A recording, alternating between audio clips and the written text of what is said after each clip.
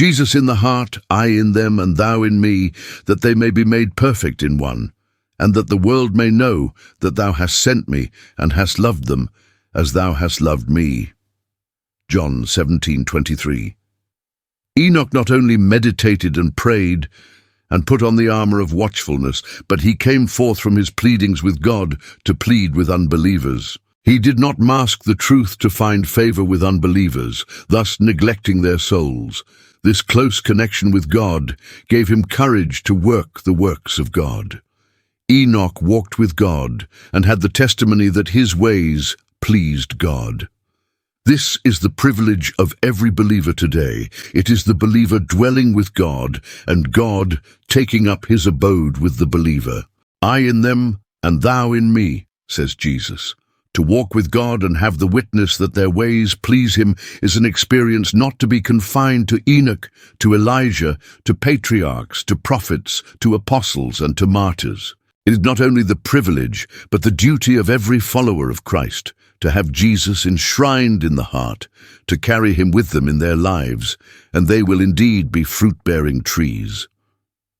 How many who have been entrusted with talents of influence and means have lost sight of the pattern and follow the standard of the world instead of the example of Christ? Men and women who have been blessed with an abundance of money, with houses and with lands, generally train their children to a life of idleness and selfish indulgence. Thus, they are made useless for this life and unfit for the future, immortal life. Christ in his life gave people an altogether different example. In his youth, he worked with his father at the carpenter's trade.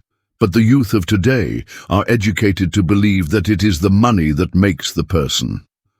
The sure result of such education is seen in the pride, the vanity, the love of pleasure, the sinful practices that are so prevalent in this degenerate age. Where there is an abundance of idleness, Satan works with his temptations to spoil life and character. If youth are not trained to useful labor, whether they be rich or poor, they are in peril, for Satan will find employment for them after his own order.